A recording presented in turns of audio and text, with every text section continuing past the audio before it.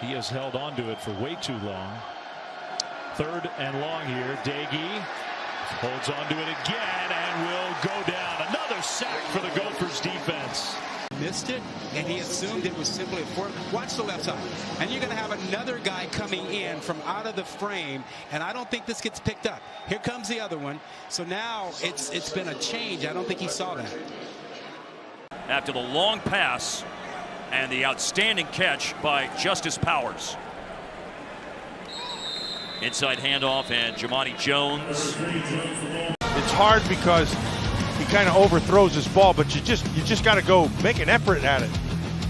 45,000 here at Memorial Stadium, and they have enjoyed what they've seen so far. Illinois trying to put the finishing touches on a 6th win of the season, but good job defensively. As Vincent comes under center. On 3rd down and 1, ball's on the ground, and Wimsett try to pick it up, and no signal yet if the Gophers got on top of it.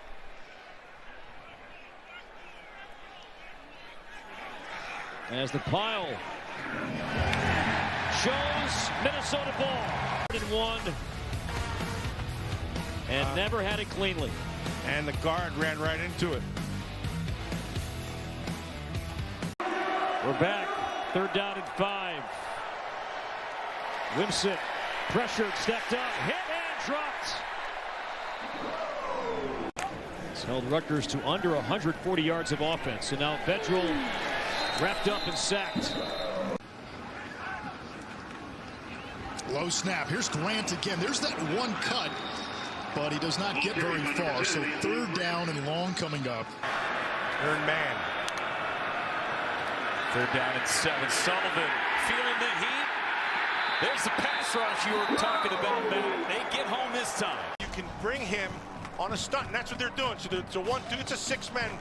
It's a 6-man rush. Just a really well done job. Everybody where they're supposed to be. They come with the backers to the inside. Jah Joyner was in there with the initial pressure, finished it off with Braylon Oliver. Especially one as physical as him. It hinders your play. Here's a reverse. Pena trying to get to the backside. Schrader tried to help with a block. Boy, but Minnesota's Jah Joyner stayed home, made a heck of a play. Here is Schrader. Pressure coming now. He's in real trouble. And it'll be sacked. It's Joyner, and it's Sori Marin.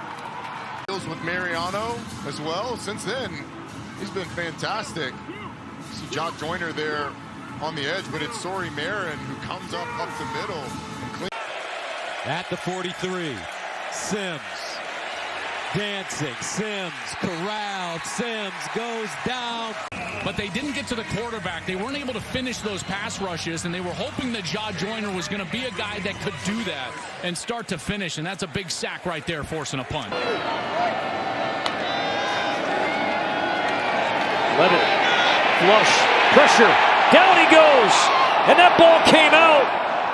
Jah Joyner 17 trying to rip that free. Levitt was pressured from behind. Minnesota believes that it's going to be Golden Gopher football. And Levitt just does not see him coming. What are you taught to do as a pass rusher? Swipe down at that football and see if you can pry it loose. That is technically sound. Great job by Jah Joyner. And also look at the leg strength here from Joyner. Look where he pins this ball. It's right between his knees, and then he's got Spencer Brown, the right tackle, at 315 jumping on top of him. He's got to keep that ball between his knees and to try to provide some pass rush. And they drop him out of there. Joyner coming from the top side, and the ball comes out. Ball out for Minnesota, and they're up with it with Collins. 2nd week in a row, Jah Joyner.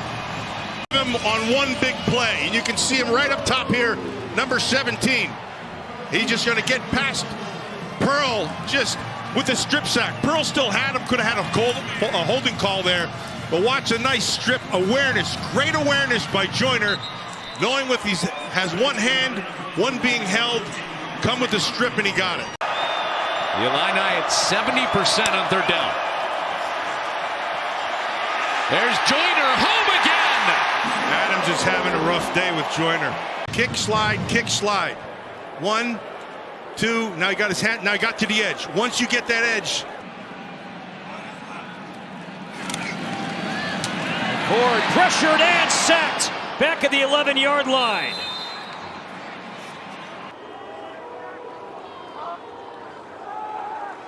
Jah Joyner, one of the most disruptive players in the Big Ten, is home for a sack.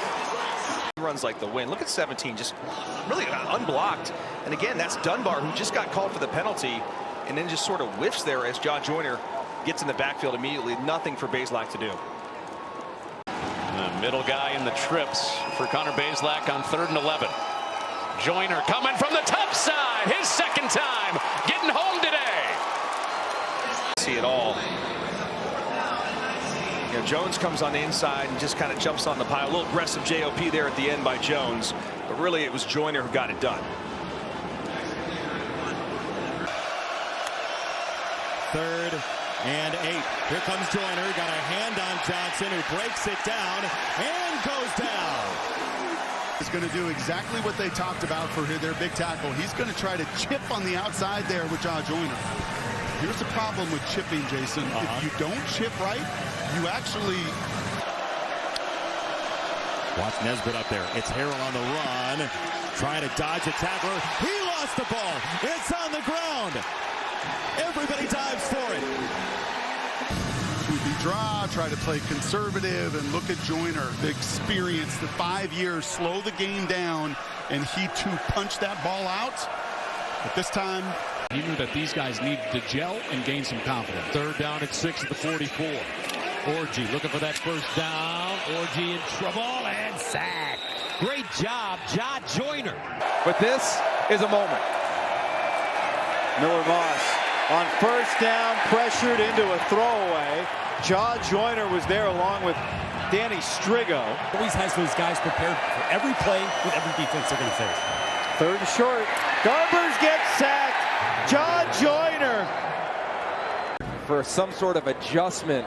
The pressure comes to Garber's right, and Mataval runs right into Devin Williams. Keep an eye where the pressure comes from. There's Mataval. To me, he could just stop right in that area, guy, and all of a sudden it's a conversion. Wonder if there was a hot route. When you look at the rest of their schedule, they could possibly have a 10-win season. Backside pressure. Ball is loose. Minnesota's on top of it. Game, set, match.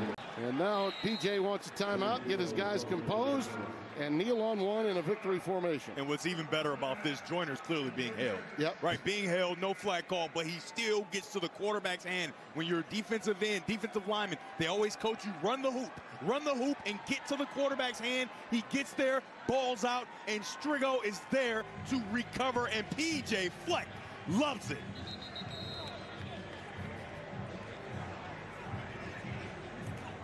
What a moment for PJ. This could be 4 in a row for his program. 4 straight wins. Without one of the premier backs in the Big Ten. 3rd and 6. Kaliak Mandis organizing things at the line, and he will hand it off. See if this is 4-down territory as Raymond, who was fun listening, especially Coach Shiana reminisce on some of those days. Absolutely. And this could take us into the half.